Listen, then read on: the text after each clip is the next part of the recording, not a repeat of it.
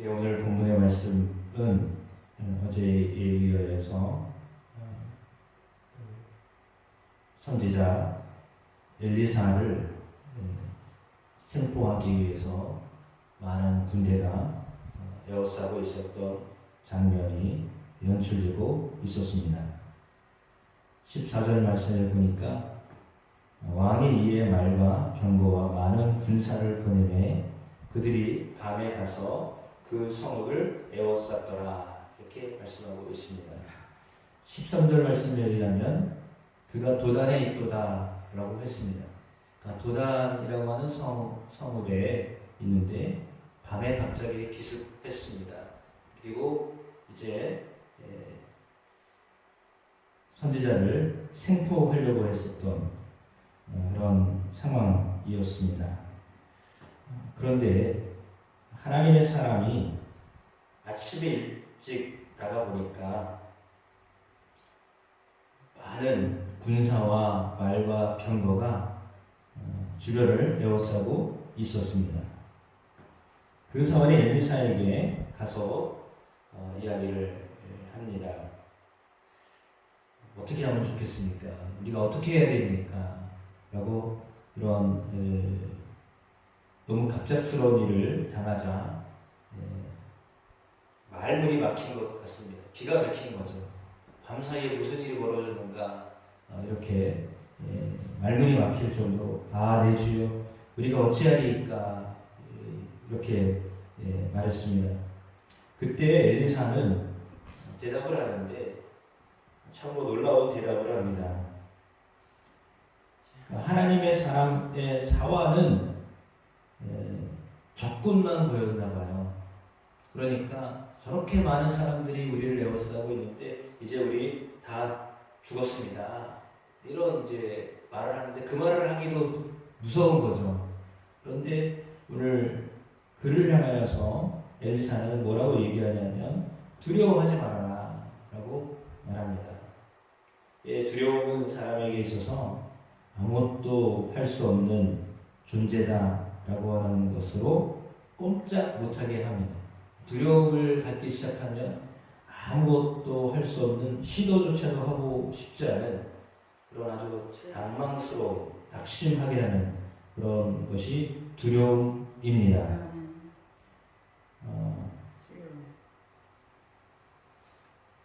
베드로가 풍랑이 있었던 밤에 예수님을 만났잖아요. 예수님이 물 위로 걸어서 오셨습니다. 제자들이 유령인 줄 알았습니다. 그런데 베드로가 유심히 쳐다보니까 예수님이셨습니다. 그래서 예수님이 물 위에 서 계신 것을 보고 나도 예수님처럼 좀 걷게 해주십시오, 이렇게 요청을 했습니다. 아무도 그런 생각을 못했습니다. 유령이라고 생각했으니까, 예수님을 유령이라고 생각했으니까요. 자세히 보려고 하지도 않았습니다. 그런데 베드로는 주님, 나도 걷게 해주십시오. 나도 걸어가보고 싶습니다, 이렇게 얘기했습니다. 그랬더니 내게 오라고 말씀하셨습니다. 그래서 그 말씀을 붙잡고 걷기 시작했습니다. 그래서 몇 발자국을 걸었겠죠. 그런데 그때 두려움이 왔습니다. 왜냐하면 주변에 바람이 불고 풍랑이 일어나는 것을 보면서 이게 예수님을 계속 보고 있어야 되는데 주변을 보니까 너무 두려웠던 거죠. 그러니까 그 물속에 빠져들고 말았습니다. 그때 주님께 부르짖습니다. 주님은 즉시로 손을 내밀어 빠져가던 베드로를 잡아 일으켰습니다. 두려움은 어떨 때 찾아오느냐면 오늘 하나님의 사람의 사환이 아침 일찍 일어나 보니까 둘러싸고 있었던 아람 군대와 병거와 말 때문에 기겁을 했던 것처럼 우리 주변을 에워싸고 있는 여러 가지 상황을 보면 우리는 두려움에 빠질 수밖에 없습니다.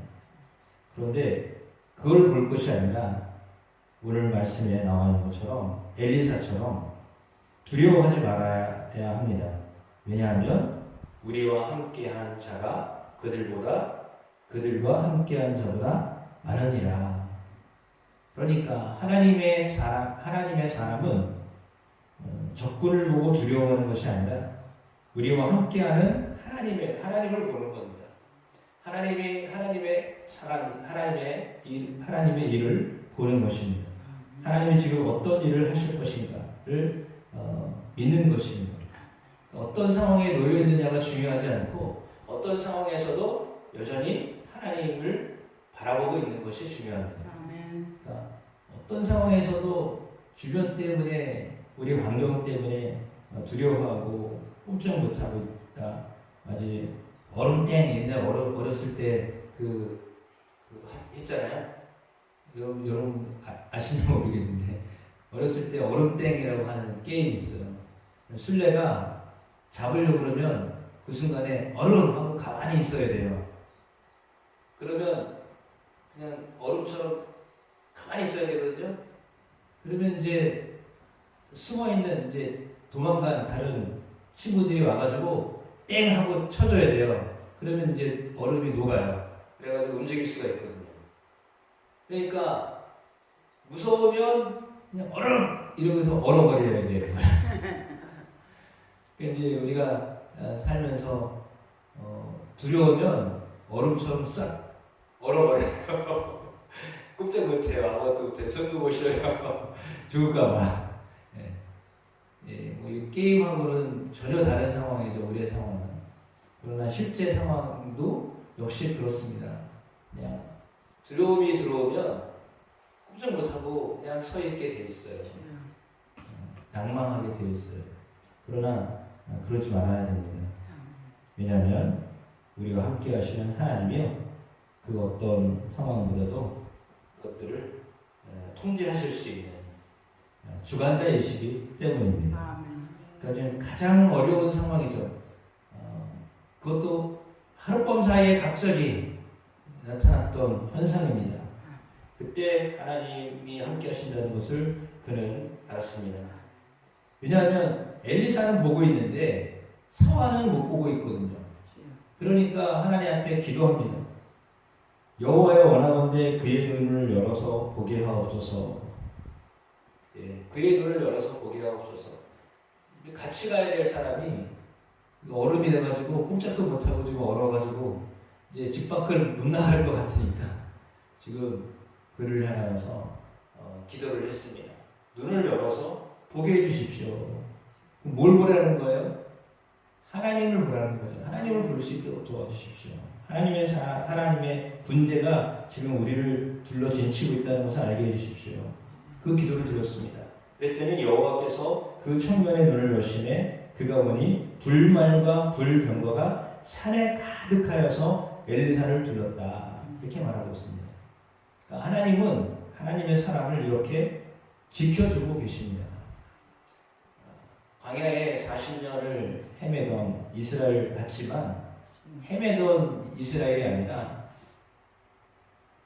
구름기둥 불기둥으로 주님이 늘 그들과 함께 하셨습니다. 아멘. 그들은 실수하고 그들은 주님을 온전히 신뢰하지 못하고 살았지만 그러나 주님은 여전히 그들을 낮에는 구름기둥으로 밤에는 불기둥으로 그들을 40년 동안 인도하셨습니다. 그러니까 인식을 하던 인식을 하지 못하던 하나님은요, 하나님의 백성을요 이렇게 붙들고 계십니다. 아멘. 보호하고 계십니다. 아멘. 늘 동행하고 계십니다. 아멘. 그것을 믿어야 합니다. 그러니까 눈으로 안 보여도 그 사실을 믿어야 합니다. 아멘. 그러니까 오늘 청년이라고 그래서 하나님의 사람의 사환이라고 썼다가 나중에는 청년이라고 썼잖아요. 그 청년이 눈을 떠 보게 하셨던 것은 그로 하여금 그 두려움에서 벗어나서 하나님이 우리 편이시구나. 하나님이 보낸 군대가 훨씬 크구나, 많구나 라고 하는 것을 그가 눈을 떠 보게 하셨던 것입니다. 그래서 아람 사람이 엘리사에게 왔는데 엘리사가 또 기도합니다. 원하건대 저 무리의 눈을 어둡게 하옵소서. 보십시오. 청년을 향하여서는 눈을 떠 보게 해주십시오. 이렇게 기도했고요. 아람 군대를 향해서는 눈이 어두워 보지 못하게 해주십시오. 이렇게 기도했습니다. 그러니까 동시에 하나님은요, 어떤 사람은 눈을 떠 보게 하시고요, 어떤 사람들은요, 눈을 떠도요, 못 보게 하셔요. 아멘. 그것이 하나님이 하실 수 있는 일이에요. 동시에 수만 가지를 함께 하실 수 있는, 정반대의 일을 하실 수 있는 분이 하나님이세요. 아멘. 그러니까 같은 지역에, 같은 시간에 있잖아요. 근데 어떤 사람은 눈을 떠서 하나님이 함께 하신 것을 보게 하시고, 어떤 사람은 눈이 떠 있지만 앞을 보지 못하게 하셔가지고, 그것도 단체로 아람 사람들이 다 볼 수 없게 하셨습니다. 그들의 눈을 어둡게 하셨다. 그래서 엘리사가 그들에게 이야기해서 내가 당신들을 이끌고 갈 테니 내 말을 들으시오. 그래서 찾는 사람에게 내가 데리고 가겠습니다. 라고 말해서 사마리아까지 데리고 갔습니다. 사마리아 다 들어가가지고는 그때 엘리사가 하나님께 또 기도합니다. 여호와여, 이 무리의 눈을 열어서 보게 하옵소서 했더니 하나님이 그들의 눈을 보게 하셨다. 눈 떠보니까 사마리아 가운데 있었습니다. 왕이 그들을 보고서 다 죽일까? 다 죽여버리자. 이런 말을 했습니다. 내가 칠이니까 엘리사에게 얘기했더니 엘리사가 뭐라고 말했습니까? 치지 마십시오. 칼과 활로 사로잡은 자인들 어찌 치리이까? 지금 아무것도 없는데 무장해제된 사람을 여기 들어와 있다고 치면 되겠습니까? 오히려 떡과 물을 그들 앞에 두어서 먹고 마시게 하시고 그들의 주인에게로 돌려보내십시오. 라고 했습니다. 어떻게 보면 원수를 향하여서 원수를 갚은 게 아니라 축복해 준 거랑 마찬가지입니다. 원수를 축복해 주었습니다. 그랬더니 그들이 음식을 배불리 먹고 마시고 주인에게로 돌아갔습니다. 그리고는 잠잠했습니다. 왜? 그 사건이 너무나 놀라운 사건이었기 때문입니다. 하나님의 사람이 함께하는 나라는 어떻게 안 되는구나. 하나님의 사람이 함께하는 나라는 정말 뭘 어떻게 하려고 해봐도 할 수가 없는 거구나. 라는 것을 정말 뼈저리게 깨닫게 하셨던 것입니다. 하나님의 사람이 함께하면 어려움이 닥치지 않는 게 아니라, 그래서 우리가 기도를 할 때 물론 야베스처럼 환난에서 건져달라고 하는 기도를 드려야 합니다. 그래서 환난이 없애달라고 기도하는 것은 아닌 것 같아요. 환난이 옵니다. 환난은 오지만 그 환난 가운데서도 우리가 구원을 받을 수 있도록 인도하시는 하나님을 경험하는 것이 훨씬 더 중요한 그런 은혜가 있는 것입니다. 그러니까 어려움이 안 오도록 기도하는 것도 중요하지만 어려움이 왔을 때에도 역시 하나님이 지켜주시고 보호하시고 인도하신다는 것을 함께 하신다는 것을 깨닫는 것이 더 중요합니다. 그러니까 우리는 어떤 극한 상황, 안 좋은 여건 속에 놓여도 하나님이 함께 하시는구나, 하나님 나와 함께 하신다 라고 하는 것에 대하여서 추가의 의심을 하지 말아야 됩니다. 아멘.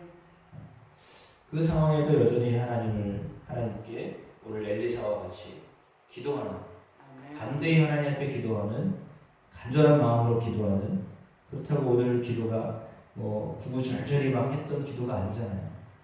짧은 기도입니다. 그러나 하나님은 그 짧은 기도도 들으셨어요. 왜냐하면 하나님을 의뢰하는 믿음으로 드렸던 기도였기 때문입니다. 그러니까 하나님 앞에 솔로몬처럼 구구절절히 하나님 앞에 기도할 때도 하나님이 역사하셨고, 오늘 엘리사처럼 단적으로 짧은 문장으로 하나님 앞에 기도했지만 그 기도도 하나님이 역사해 주셨어요. 그러니까 어떻게든 하나님을 의뢰하면 하나님은 우리의 기대에 응답하십니다. 우리가 기도할 때 그 기도하는 내용대로 역사해 주십니다. 아멘. 하나님을 신뢰하는 마음으로 오늘 엘리사와 같이 때로는 눈을 감아 어둡게 하여 주시고 때로는 눈을 떠 보게 해 주십시오 라고 하는 그런 귀한 기도가 여러분의 기도가 되시기를 주님의 이름으로 축복합니다.